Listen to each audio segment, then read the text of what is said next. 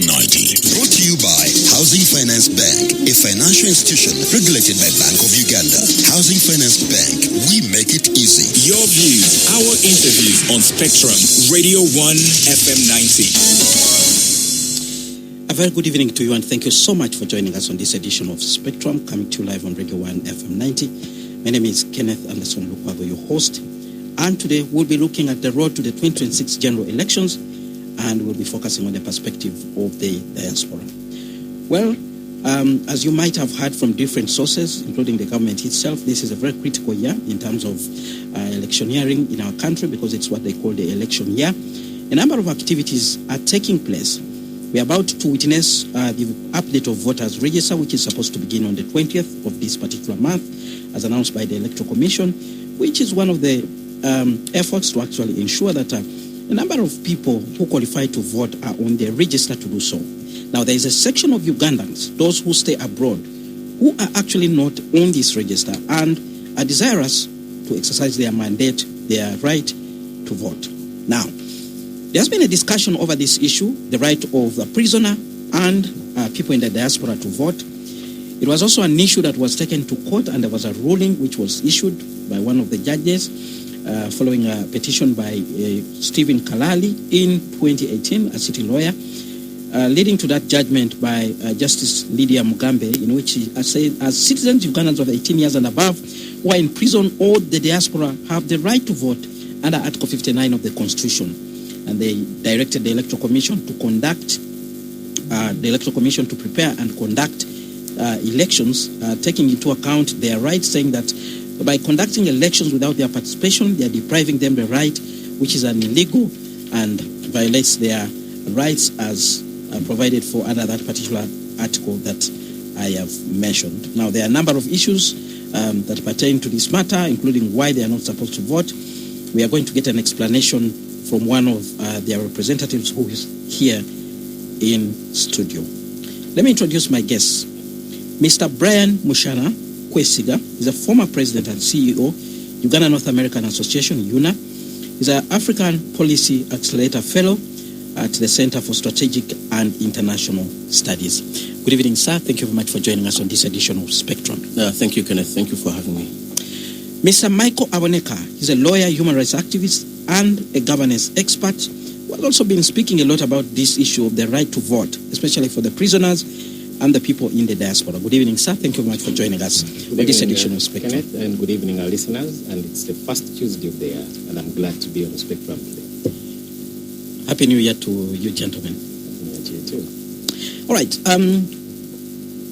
I know you're following closely the happenings in Uganda and the preparations that are going on for the elections. We have heard from the different political leaders. We have heard from different stakeholders, but we have also heard from the people who are in the diaspora, represented by Mr. Mushana in studio here. Mr. Mushana, people in the diaspora, one would want to understand, do you follow closely the happenings in Uganda, and what role do you think you can play in growing the democracy in our country? Yeah, once again, good evening, Kenneth. Good evening, Michael. Listeners, so glad to be here. As many of you, of course, know, using the latest statistics that are available to us, which is 2023 figure numbers, the diaspora contribute $1.4 billion in remittances to the country. That represents 3% of Uganda's GDP, and the diaspora as a whole is 2 million people. That's roughly equivalent to the size of Kampala. So it's a very big number, both in terms of the population that is outside of Uganda, but also in terms of their influence economically in the country. The 1.4 billion that they sent to the country is the largest. It rivals coffee. In some years, coffee is ahead. In other years, we are ahead. So we pump, so to speak, more money into the Ugandan economy than coffee and than tourism. So given those numbers, we believe that there's more that can be done to even increase how much in foreign remittances can be sent to Uganda. And the way I look at it is like if you have a farm, you have cows, and you take care of them, you give them good pasture, you vaccinate them, then the yield of the milk will increase. And if you don't do those things, then the yield will be lower. So we look at the diaspora is obviously a cash cow for Uganda's economy. We believe that if they take care of the diaspora by giving them certain rights, like the right to vote, the way I look at it is that the right to vote is the way the citizens participate in governance. It's the way they have a sense of ownership. I think there's this whole debate, like, for example, private companies versus public companies. Why private companies tend to be more profitable, more successful than government ownership? Because for private companies, someone has a sense of ownership. It's not someone else's property, it is your property. It is your life's legacy. And when you don't give people the right to vote, then they don't feel like they are participants in that process of the project that we call Uganda. They are not. They may be shareholders in law, but in practice, they don't exercise their voting rights. We believe if they are given the right to vote, then these remittances, which I know the government has a target of increasing, right now they represent about 3% of Uganda's GDP. The government has a long-term goal of increasing that to 10%. But without having certain things in place, without passing a national diaspora policy, which would entail the right to vote, maybe representation in parliament, maybe some kind of an entity like a board for diaspora services, for example. I know with rationalization that has kind of changed, but when coffee was the leading export of Uganda, you had the Uganda Coffee Development Authority that was specifically created to cater for that crop, coffee, because of its importance. You have tourism, which is equally important. You have Uganda Tourism Board. Then you have this other entity that brings in more money into the country than any of those, diaspora, and there's no entity that caters for that. So, a national diaspora policy, the right to vote, maybe a Minister of State for Diaspora Affairs, representation in Parliament, and many of the other things which we shall talk about tonight. Right.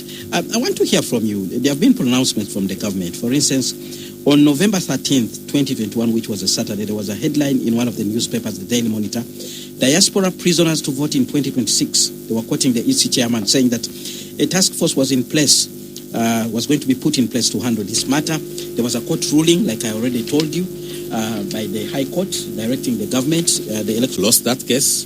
They didn't appeal that case. So, any reasonable mind would assume that the government was then going to take the necessary steps to implement the court ruling. 2021 came and that didn't happen. Now, we can maybe forgive government.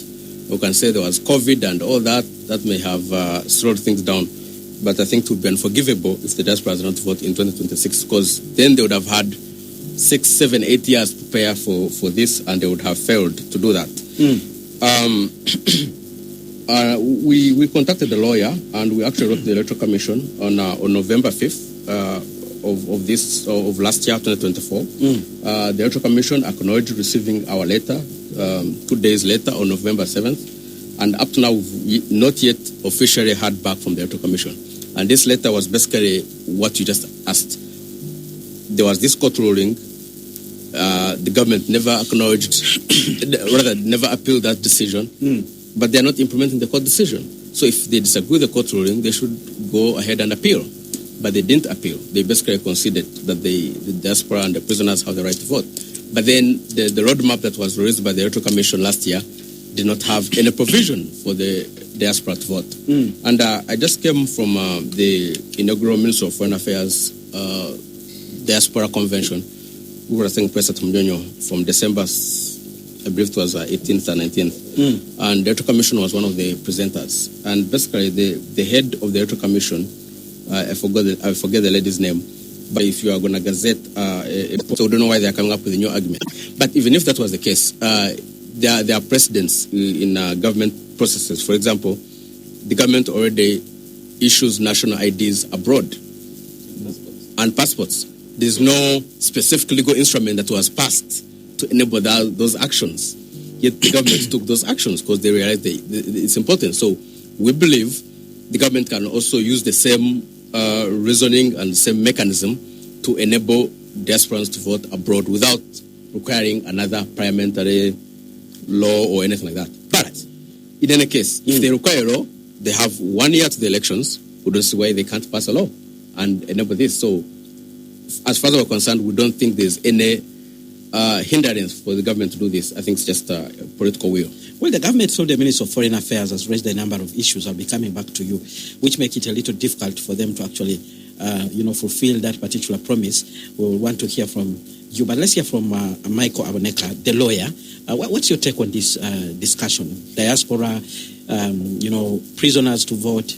Yeah, thank you, Ken, and the listeners. I've been following this matter since 2016 on the issue concerning the prisoners and the diaspora. But let me first with the diaspora. Now, there is something we call the question we pose that I love my country, but does my country love me?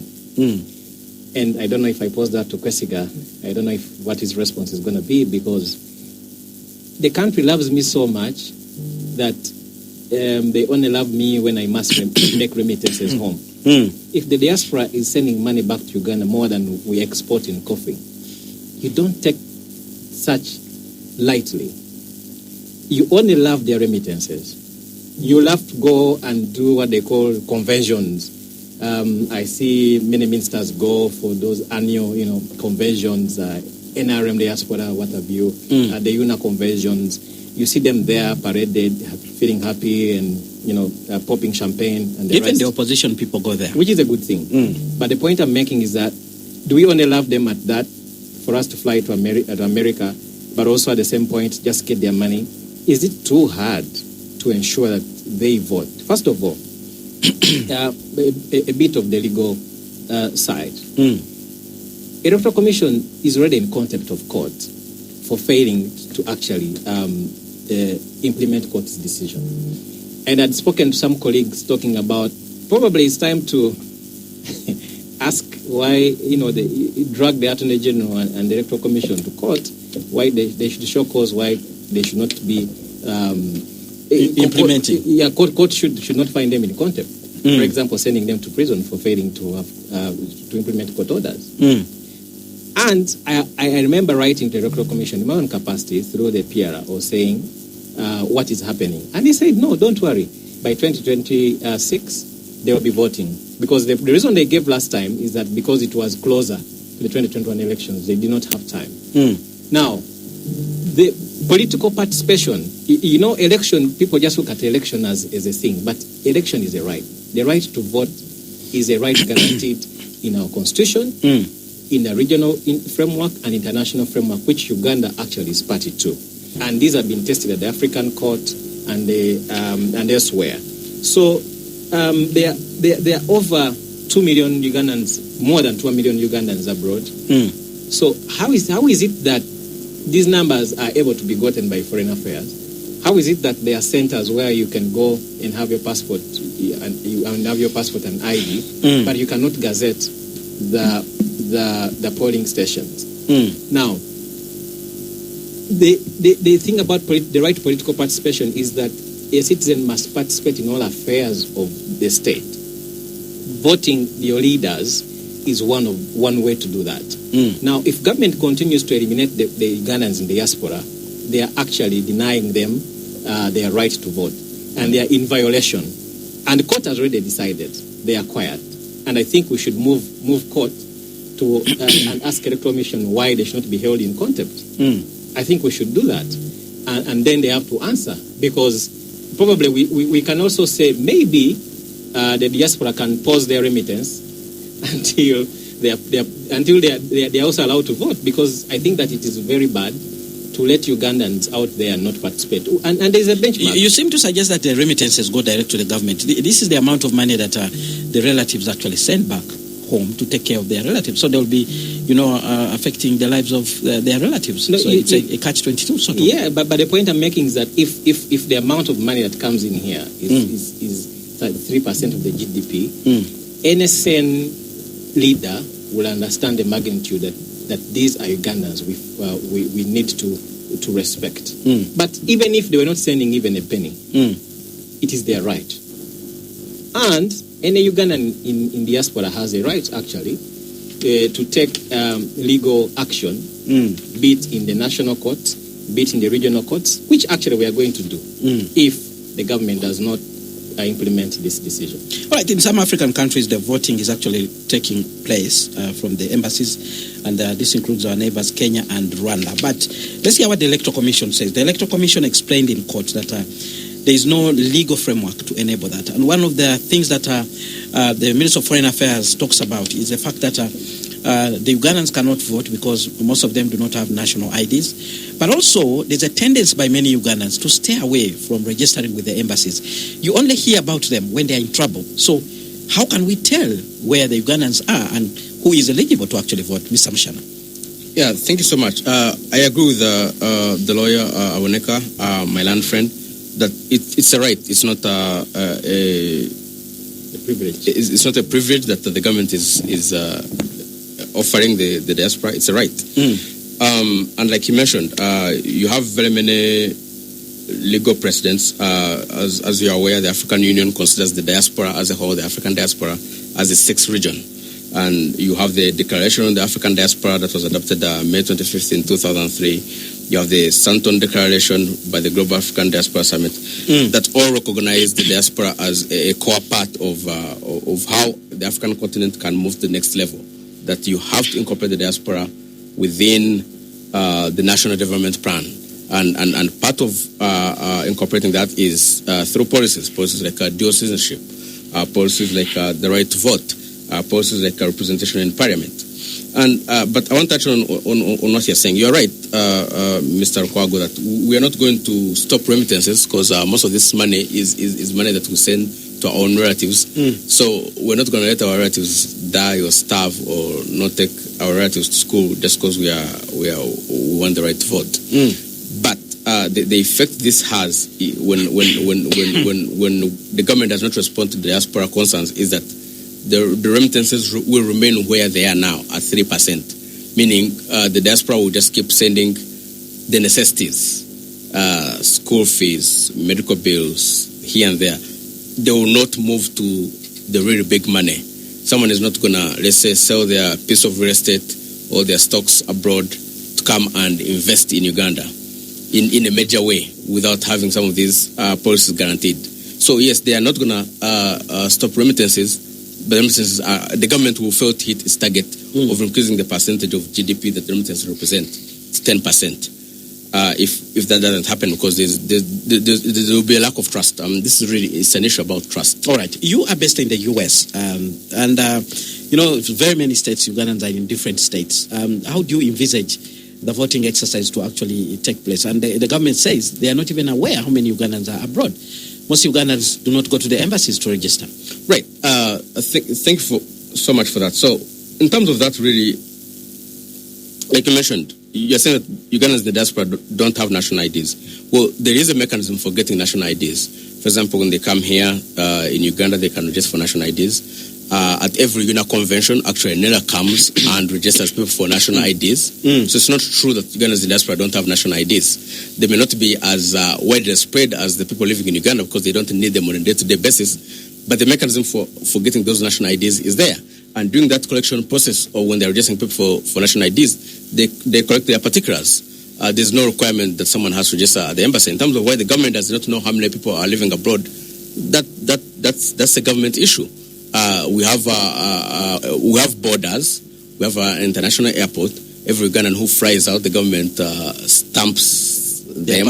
They note that someone has flown out, and when someone comes back in, they note that. So if their systems are not synchronized, so basically the government should not let us do their job for them.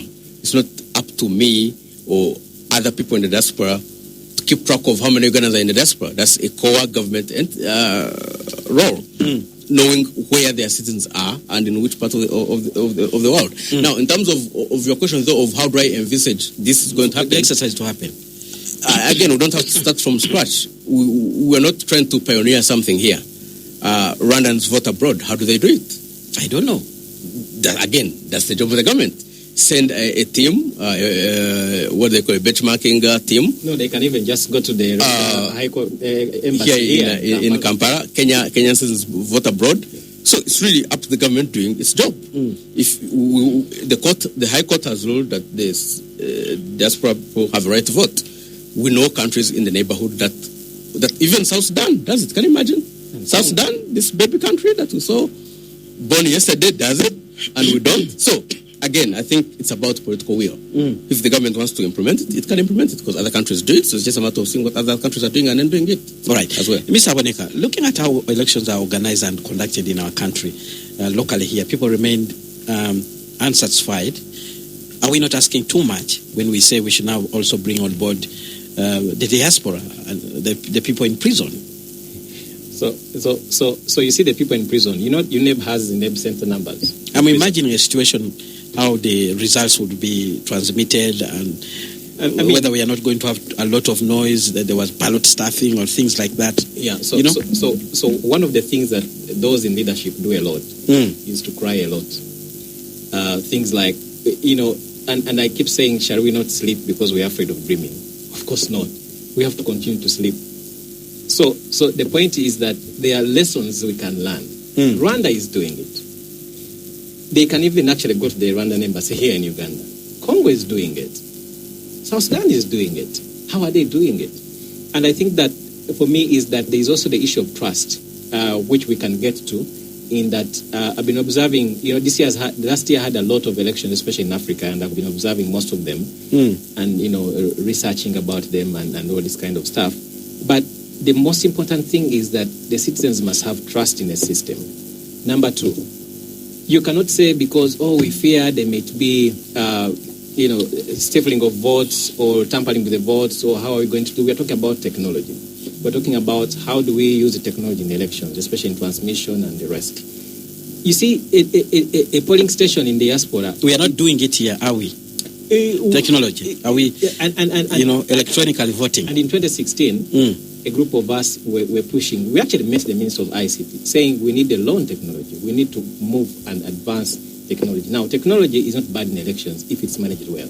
Now, and this is the point where now we have to say, okay, we are moving forward, and the government keeps saying, yeah, we are AI, we are promoting the use of technology, we have a whole NITA. And President Museveni said he did direct that elections should be conducted electronically. You remember when he complained that NOP had actually rigged 1 million votes? He says he has evidence. Yes. And you see there's a difference between e-voting, electronic voting, all those things. And we can benchmark from South Africa. On 20th May, they had the elections, and it was very good. And it's a very good success story. And they don't need to fly there. We can give them all this information. They can save the money. But I think for me, the most important thing is the will, the lack of the political will, because it can be arranged. So let me get back to the prison. Okay. We have over 700,000 Ugandans in the prisons. And let me tell you, every person in the prison definitely is eligible to vote, because they can't stay in prison unless you're 18 years, because the children have their remand home. So 700 Ugandans are in prison, and they are eligible to vote. When you were sitting in government, would you allow those people to vote? Because they're likely to vote against you. That's the point why they don't allow them. But you see, they're Ugandans. But how come their UNEB numbers in prisons? They sit. So they allow them the right to education under Article 30, but they don't allow them the right to vote under Article 59. But it's the same government. So I don't understand.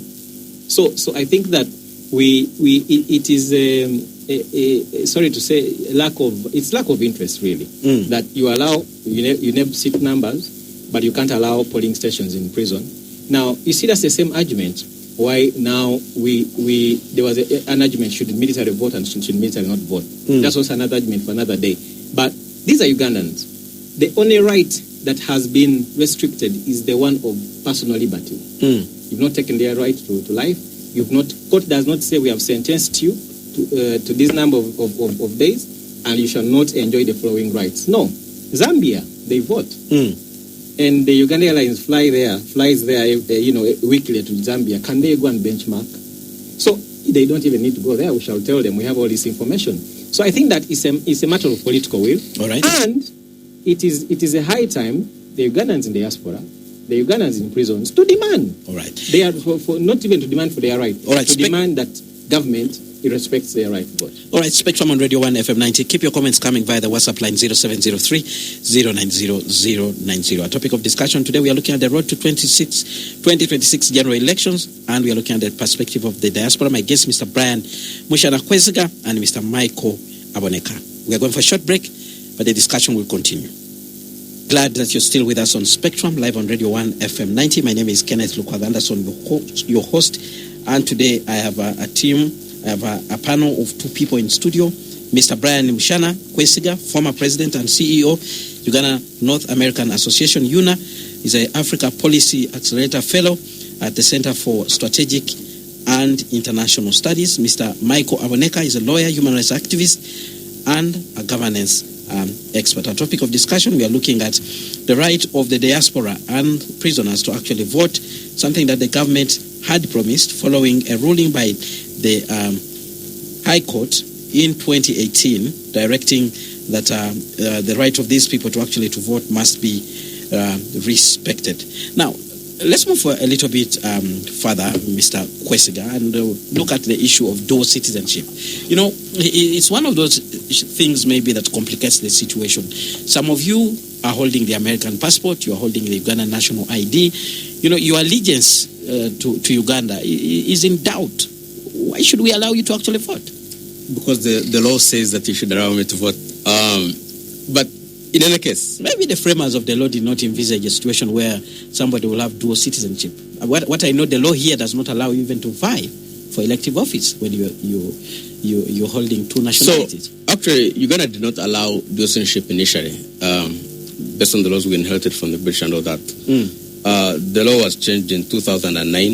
I think in July, that's when President Museveni signed the law at the urging of the diaspora. Because what the law we had, the legal framework we had at the time was if someone acquired another citizenship, they automatically lost their Ugandan citizenship. And I think President Museveni, when President Museveni was visiting in 2014... Because in the process of doing that, you actually denounce Uganda. Not necessarily. That's what we see. Not really. It's not denouncing. Because you see... That process... So... let me explain to you the process. Because, first of all, like I said earlier before, there's need to realize that Uganda does not operate in a vacuum. It's not the only country in the world. So these issues we are struggling with, other countries have gone through them as well. They've had best about us. So we don't need to start from ground zero. There are already cars. So someone does not need to invent new technology of how cars function. Maybe you can study how to improve them, but the technology is already there. So it's something with your citizenship. So when someone acquires the citizenship of another country, for example, in another country, if someone, let's say, is a white Caucasian American, they come to Uganda or they come to another country, or they go to France or the UK, and they acquire UK citizenship, they do not automatically lose their American citizenship. Actually, they don't lose their citizenship. Because, for example, under the US law, to lose your US citizenship, you have to physically go to a consular office, sign a document, and then the consular has to determine in their judgment whether you know what you are doing. So you can sign a document, but they're like, I don't think you know what you're doing, and they can deny your right to. They can deny your request to denounce your citizenship. In addition to that, you have to pay $2,000, $2,400 something to denounce citizenship. Uganda. Just automatically acquiring the citizenship of another country under the old legal framework, you lost Ugandan citizenship. The point I'm making is see how other countries treasure their citizens and their citizenship. They make it very hard for someone to stop being a citizen. And see how much we don't treasure our citizenship. We make it so easy for someone to lose their Ugandan citizenship. And I think that mindset where we just easily lose our citizenship, or someone from another country just easily acquires Ugandan citizenship, makes us not appreciate it. And makes us, in some ways, I think, treat our citizens in less than acceptable ways. So we need to, first of all, recognize we are Ugandans. We love being Ugandans. And we need to learn to treat each other as humanly possible. And we need to treasure our citizenship as a country. I was going to say that when President Museveni came to Dallas in 2014, I was the UNA president at the time, and he was trying to talk to us how he managed to convince the parliamentarians to adapt their citizenship. Because like they were saying things like that, you've gone abroad, you acquired citizenship, you've given up your Ugandan citizenship, you're no longer a citizen, you're not loyal to them. And his explanation to them was that citizenship really is the modern version of our clan systems in Uganda. Okay? I don't know what your clan is, but or Fumbe, Market clan. Or Wanchima. So, Omwana Wanugwazaira, Sweden, Even if your child is born in Sweden, they belong to your clan. Even if it doesn't matter what the ethnicity or clan of their mother is, they are of the Nchema clan. So citizenship is really just your clan, the modern version of a clan. That child, whenever they return to Uganda, your clan members will accept that child. Because he's one of them. Are you a dual citizen? Yes. Did you take the oath, the American oath, to become a citizen? So the US. So this is part of the misconception that is there. I'm just looking at the text here. Right. So let me explain to you what happens, what the process is like. When they acquire you to denounce Exactly. All that is just legal mumbo jumbo. And you can even bear arms against Uganda. Theoretically speaking. Theoretically. Practical. I'm giving you the practical part because the practical part is when you acquire American citizenship, America does not take away your Ugandan citizenship, your Ugandan passport.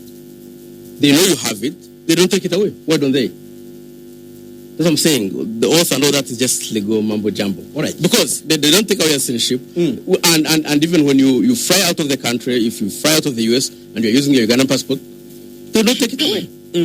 Yeah. All right. Let's hear from our So I think I want to pick it from the point of citizen. I think there are about 3 instances where the Constitution is clear on what others cannot do. In terms of owning land, there's only citizenship. The others can get leases and what have you. But we have people who are owning land here and they're not we need citizens. to check because you see, you can only own leasehold. No, I know people who have bought land here and So they are processing titles. Yeah, you need to go to places like Kiliandongo district, yes, where foreigners are owning land. Yeah, we need to check whether that is a leasehold or it is a freehold. Number 2, voting. And the Constitution is clear. Every citizen of age 18 and above has a right to vote. And Article 59.3 therefore says the government shall take in place measures. Measures like what? Registering them, like the Electoral Commission is talking about. Oh, please, they like the word kawefwe in Uganda. Kawefwe, go and verify your voting and the rest. So all we are saying is that we should not create a categorization of citizenship to say those who left us in our potholes don't deserve to vote. It is only those within the boundaries of Uganda, that can are able to do that. Because you see, the thing goes deep down to diaspora. The Ugandans who go to study, and they're basically studying, and they're not even probably working and the rest. And the election process finds them there. The same thing for the national census. Now, NIRA is talking about, I think they're talking about massive registration and what have you, and expiry. So, does NIRA have a process in which people in diaspora can sort that out? If they do. So, what is difficult about creating polling stations? And you just have to, and already have a way, because you already get passports. You already have, you're able to get national IDs. So, there are already centers. And the embassies across the world sometimes are used for 3 things. Okay, 2 things. On top of that is they act as a backup for data. At the same time, they act as polling stations. So it's time that we did that. All right. So, Mr. Machana, what next? You've been here in Uganda, and a considerable number of you come here for the annual back home event. Have you been able to interface with the government officials to get the latest beyond the letter that you wrote in November last year? We have. That's part of the reason why we attended the Diaspora Convention, to be able to speak to the different government entities. That's why I've written some articles in the New Vision. That's why I'm here on your radio show. I'm trying to speak on as many platforms, use as many platforms as possible to have this issue reach the right people. I want to go back to a point you mentioned earlier that, you see, our elections are already imperfect here. Now you're trying to complicate them. One favorite quote of mine that I like is it says, "Don't let perfection be the enemy of good." So you can't, as a man, you can't wait to make certain decisions until you have everything. There will never be a perfect time. And I think some of these issues will be easier if you just start on them. What next is we need to keep speaking up. So, and I thank you for giving us the opportunity to raise this issue. Thank you, my fellow panelists, Attorney Oboneka, for speaking up. We need to continue using different platforms that are available to us, continue advocating for this issue, continue banging on doors, not tables, banging on doors of government officials. Maybe even tables when it comes to that. If the Electoral Commission does not respond to our letter, maybe we may have to bang tables. But in all seriousness, we just need to keep raising this issue so that if, for example, I anticipate that there's going to be some law that is going to be passed concerning elections before the 2026 elections. If that happens, we want the right of people in diaspora to vote to be one of the items in that law. Is it not too late now, Mr. Waneka? Of course, the politicians to them, it's not always late to create new constituencies towards the elections because they are actually creating lusuku for them, which is translated as, a career for them. There's a ban on creation of new electoral areas. That's what we've had. Yeah, but ban on cities, not electoral areas. But you see, that ban is a political ban. It's not a court order. It's not a government. So it can be done away with. And mark me, they are going to create new constituencies because they seek to benefit. Now, how is it that it is easier to create new constituencies and create new local government entities, and you can't put in place these processes? Now, under governance, you have two sides. You have the supply side and you have the demand side. And the demand side is where the citizens are able to vote and also hold their leaders accountable. Now, it will be very difficult for Mr. Kwesiga to start holding a leader they don't vote accountable. And unfortunately, that's why they laugh at the people in the diaspora. They're like, for you who didn't vote for me, why are you holding me accountable? And they use this a lot, especially in places where, and the diaspora is a serious voice. It's a big voice. It's also a reflection of your country out there. And I don't think that there's any person who leaves this country by any vessel, and then they land in another country, and the first thing they are saying that, I'm not proud of my country, they are bad, depending on the situation. Majority of Ugandans who have left this country over the last 3 years have done so to seek political asylum, and they say they are not being treated well here. That's different, but you can't count up to 200 or even 100. But the point is that in all our circles, all of us here travel. I do. The first thing you learn is you present a Ugandan thing. You talk good about your country. And I think that people should stop the misconception that whoever leaves the country, for whatever reason, is an enemy of the country. And I ask the question, is that we love our country. Does our country love us equally?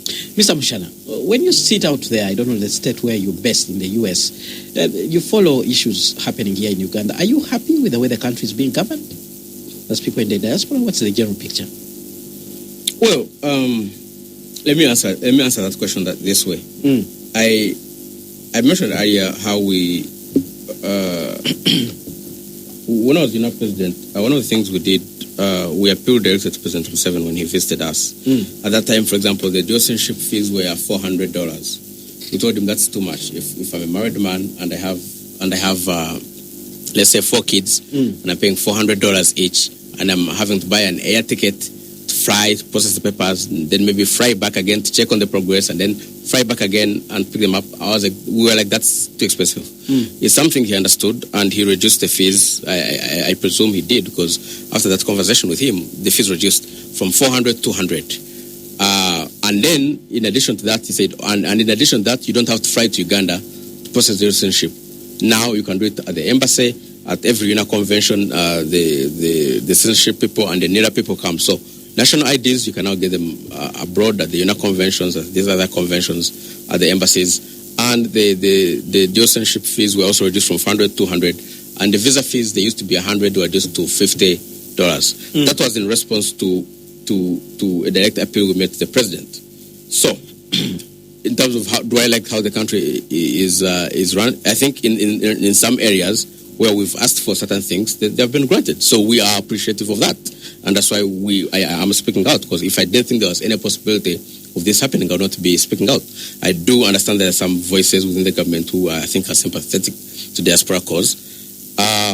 There are other areas in which obviously I can speak for myself. I think I can't speak for the diaspora. There's some areas on where I'm not happy in how things are going. The rampant corruption, the potholes here, there. Although we do appreciate certainly the progress that has been made in other areas, like what I already mentioned. Some roads have been worked on. I saw the Queen's Way and the roundabout looks nice from the last time I was here. So yeah, some things are going well, others are not. All right, we have comments coming in from the listeners, so I'll read out those comments and you will respond. We have a comment. Kenneth, I would like to disagree with the gentleman from America that if they are not allowed to vote, they will not invest here substantially. Investment is not a charity. They will invest if only it makes economic sense. Nonetheless, I agree that they should be allowed to vote. It is their right. That's a comment there. Unfortunately, he didn't leave a name behind. We have another one. Happy New Year, my guest tonight. Ejoy Job Arua Boy. To me, the government is serving its purpose of prolonging its stay in power.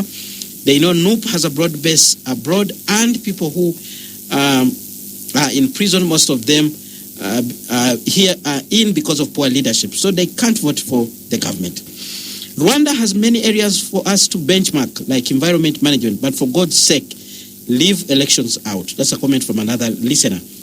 Then we have a comment from Dan FM, listening in from Soroti, who says, hello, Radio 1, thanks for the show. The issue of diaspora voting is lack of political will, not an issue of EC, because the latter is helpless because of the executive. And finally, what is the political constituency of the diaspora? That's a question that comes in. But let's first respond to those issues and then we'll take on more comments. Right. So the first thing is he disagrees, saying that, if you don't give us the right to vote, then we're not going to invest substantially. And he says you will invest here because you're going to invest here because you want the returns.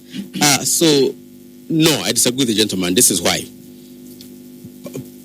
The returns are just part of very many reasons that go into an investment decisions. If they told you that you are going to make $1 million right now, if you just go to Ukraine, will you go there? You may be worried about your life. You're like, no. There are people who are going there. They are. Yeah. Yes, but if it was safer, a lot more people would go there, right? Because we have different risk thresholds. So likewise, like I was saying here, you have a court ruling that has said the diaspora has the right to vote. We've already gone through one election cycle, 2021, where the government or the EC failed to implement that court ruling.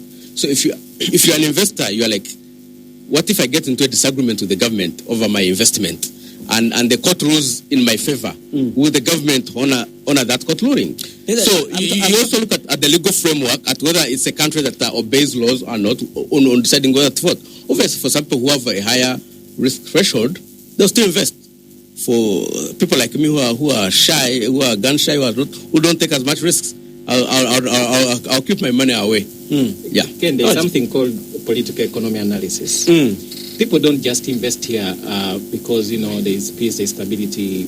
Some of the work we do is someone says, okay, give me the political analysis of the country. As a lawyer, you sit and break down what that means. Because you see, no one wants to invest their money when they're uncertain. So people think that the things we talk about, good governance, rule of law, are just those big words for the lawyers. But you see, until it comes to you that you cannot do certain things because someone has flouted the law. If I am president tomorrow, I'll be happy to have people vote me out, equally as I would be happy for people to vote me in, as long as everyone is voting. And I think that we have lessons, Zambia and the rest, Botswana, and I think Mauritius. I mean, time is going to come when that happens. So we don't want to say, and it's, of course, it's a matter of political will. I mean, if the fees was reduced to $200 after they engaged President Museveni, and I think for us, we're a country which is supposedly a democratic country where institutions work, and I think for me it is high time the EC. I hope they're not sleeping because I am hoping that application will be made. Actually, we should make it before this month. We need to ask the EC what is going on or what is not going on. Because then they need to respond to court and tell court, this is what we are doing, we have failed here, or we lack money here. And Ken, this is the biggest embarrassment we have in this country. What we call the absence and presence of the state. When you need them, they are not there. When fire is catching, etc., maybe the fire brigade will come, hours later, etc. When you don't need them, if they hear some people are protesting over a pothole, they will come with all the machinery. We need to see a Uganda where people demand for things and things are done. And they don't even need to demand. They need to say, we need this, because they are the bosses, by the way. James writes in and says, I pity Michael Aboneka as a lawyer. How many court orders has he seen not being respected? It doesn't matter, like I said, that we are of the breed of rule of law. time is going to come when people will bow to the authority. That is the law. We are all bound by the law. I would rather stick to the rule of law, which those who went to the bush said we are fighting for. And to me, that's what I am. I am an officer of court. I am a lawyer. Lawyer comes from the law. And as day follows night, as night follows day, we will use all legal means to ensure that people do the right things. And let not everyone, and actually I want to urge every Ugandan not to shy away from all legal means to demand for what is theirs. All right. We have a comment coming in from Joshua who says, prisoners will remain,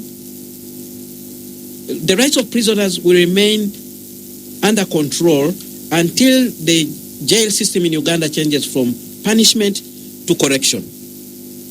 That's also true, because the system seems to be colonial and one of like, we need to punish you, beat the hell out of you so that you don't do it again. The same discussion we're having about death penalty, and I think Zimbabwe, I think 2 days ago, has now outlawed death penalty completely. But how many Ugandans are being executed? Because you see, the point is that if you kill me for killing, okay, that's another discussion for another day. What do you gain? You know. But the point is that how do you correct someone? So we need to move to corrective forms, and that's why you find prisoners making furniture, which government is supposed to buy, and all these sorts of things. People are sitting for PLE, people are sitting for UCE. They come out better persons. So if you're giving them life things to study, Bible study, and all these things, why can't you let them vote? All right. Peter Musoke from Kansanga writes in and says, elections are expensive. Adding on the diaspora and the prisoners will make the situation worse. Mr. Mushana. Like I was saying, the diaspora is an investment. You get what you put in. If you don't invest in your farm, you will not get the yields you want. If you invest in the diaspora and the policies that favor the diaspora, then the diaspora remittances will increase. So yes, elections are expensive, but the alternative, lack of elections, which is dictatorship and war, is even worse. You are outside there. We wouldn't mind about you. But I am here now. and besides, even if I'm outside there and I die outside there, my body is still shipped back here. We'll have to so either way, it is us to suffer. Exactly. So either way, I am here, dead or alive. Yeah, but so we're in this together. Yes, Abadika. But the thing is that, Ken, you asked a very interesting, funny question. But I think the point is that this Uganda seems to be like their owners. They are some owners of this country. And we are saying, no, we are all Ugandans. I woke up, I was born in Uganda, in Jinja Hospital, and I'm here. This is my home. I'm a citizen of this country. Whether I take on a citizenship of another country or not, I am a citizen here in this country, and I must be respected. Now, whether there is money or not, that's why people have voted every 5 years. They claim things. We are going to do ABCD. We are going to do ABCD. The reason why we give government two things. We give them the authority through the vote, and give them the tax in public administration and other things, and then you say we don't have money.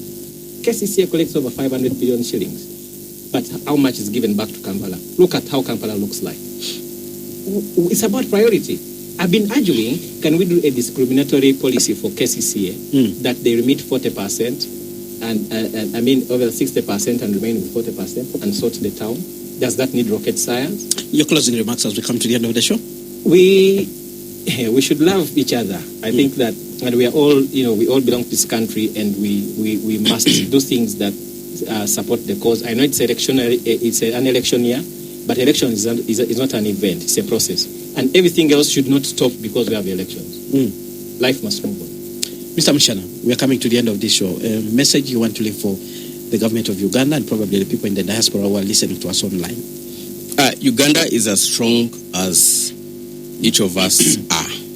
If individually we are weak, Uganda becomes weak. If individually we are corrupt, Uganda becomes corrupt. If individually we have integrity, Uganda has integrity.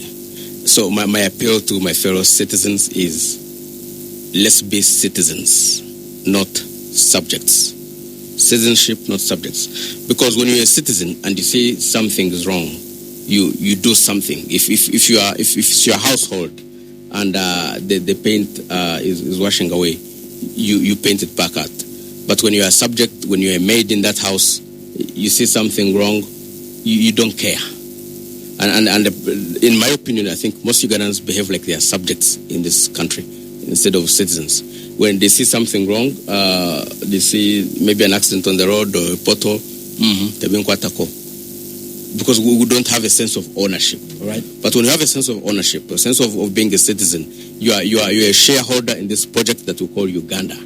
So when something's not right, when your fellow citizens, your fellow diasporans or fellow citizens in prison don't have a right to vote, you should speak up. All right. Citizenship, not subjects. With that, we come to the end of this edition of Spectrum. Tomorrow, same time, another topic will be on air. Do join me then. But up next, we have the news in English with Miss Josephine Dakano. Thereafter, we'll have the Soul Train with PP Jr.